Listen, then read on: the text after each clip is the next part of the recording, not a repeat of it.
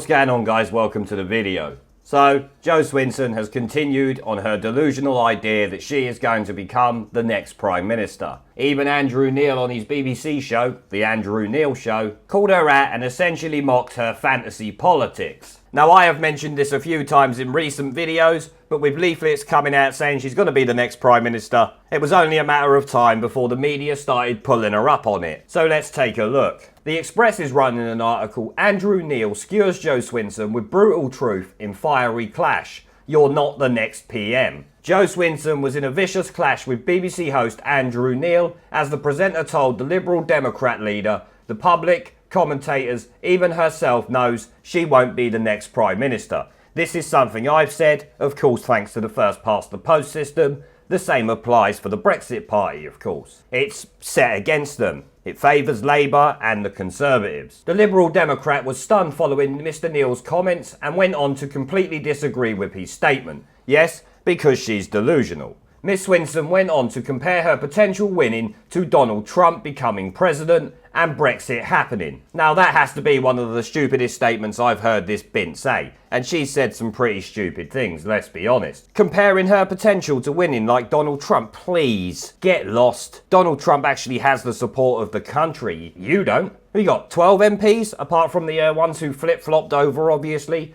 Chuka Ramuna, the Tory traitors, Luciana Berger, you know the ones. It seems her delusions of grandeur keep getting worse though, guys. She might have to be sectioned. The BBC host held up Miss Swinson's campaign leaflet, which says Jo Swinson, Britain's next Prime Minister, as he asked her, when did you indulge in fantasy politics? Now, rather than reading through what they've said, we'll check out the short clip that is included with this article.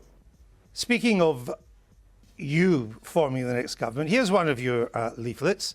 Here, I'll just show it up for the camera to see it. It says, Jo Swinson, Britain's next Prime Minister. When did you indulge in fantasy politics?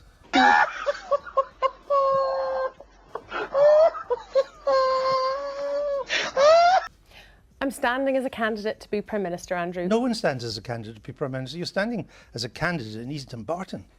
I'm standing as the leader of the Liberal Democrats, and you're right, we have a parliamentary democracy system, and the leader of the party who secures the most MPs or a majority of MPs becomes Prime Minister. Believe it or not, I do know how it works. So that is the sense in which I'm a candidate to be Prime Minister. But you know, I know, our viewers know, you're not going to be the next Prime Minister.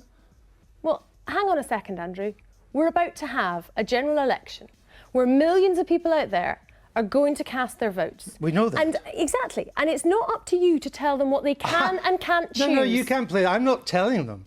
Yeah. I'm not telling them. I'm saying that from everything we know about politics, our viewers, you as well, every commentator knows you're not the next Prime Minister, and it's unrealistic for you to say so. I cannot disagree with you more on this, Andrew. Right? We are in a very volatile political situation. Plenty of people said they didn't think Jeremy Corbyn would become leader of the Labour Party. Plenty of people said they didn't think Donald Trump would ever become president of the United States. Plenty of people said that they didn't think that Brexit would ever happen. We have seen many unprecedented political results in recent years. So would you rule out global domination?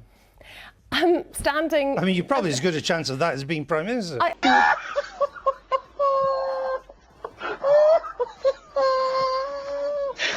Well, you can see from the very outset of that clip, Andrew Neil is running rings round this illiberal, undemocratic shitweasel. He actually asked her when she began indulging in fantasy politics, which was priceless. She did not answer, but I would guess it was around the time most Remainer MPs believed what their Twitter echo chambers told them. Like the Corbynated chicken and Labour, the Lib Dems are not in touch with the country and simply live in their echo chambers and Westminster Remainer bubbles. They have no idea what the country thinks because they refuse to listen when someone has a differing point of view. The Remainer MP's most common response to Brexiteers seems to be that you did not know what you voted for, or you don't understand the EU because we're all too poor to travel and indulge in EU culture.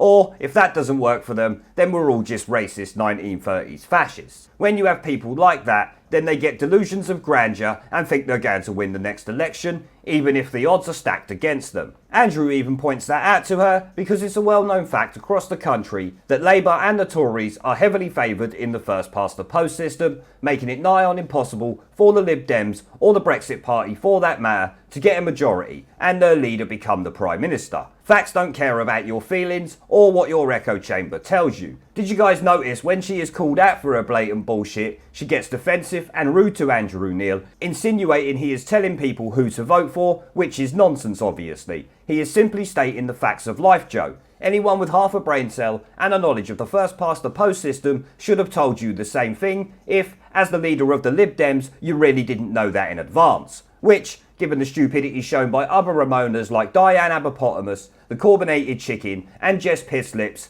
wouldn't surprise me. Even when he points out that the rest of the country knows she is not going to be the Prime Minister, she still tries to argue against him because, of course, this is going to be her election strategy.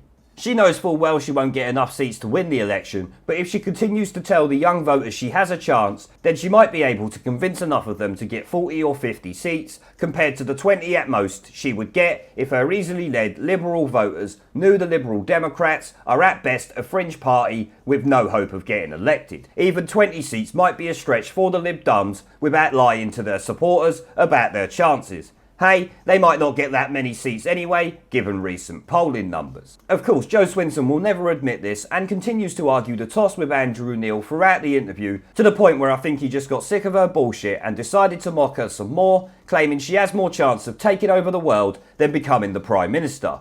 Talk about getting shit on by a journalist. That was an utter demolition job on Joe Swinson's obvious fantasy, claiming she could become the next Prime Minister. The monster raving loony party obviously have about as much chance as Joe Swinson, if we're being honest with ourselves. But I will say, Andrew Neil, I always enjoy watching Joe Swinson get curb stomped on national television, and this did not disappoint. In fact, it was probably one of the best. She was made to look like a complete idiot, which is the best look for her, in my opinion. On that note, guys, I'm going to end the video there. I want to thank the channel's PayPal, Patreon and Subscribe-Star members for supporting the channel, along with everyone who watches my videos. Remember to let me know what you guys think down in the comment section below, leave a like, subscribe with the notification bell and share this video as it helps the channel a lot, and I will see you all in the next one. This Parliament is a dead Parliament. It should no longer sit. It has no moral right to sit on these green benches. They don't like the truth. Twice they have been asked to let the electorate decide upon whether they should continue to sit in their seats, while they block 17.4 million people's votes. This Parliament is a disgrace, but they're too cowardly to give it a go. But the time is coming. The time is coming, Mr. Speaker, when even these turkeys won't be able to prevent Christmas. There is a pattern consistent throughout history of oppressed people turning on the oppressors. Slaves against their owners, the peasantry against the feudal barons, colonies, Mr. Verhofstadt, against their empires. And that is why Britain is leaving. And it doesn't matter which language you use, we are going, and we are glad to be going. We're off.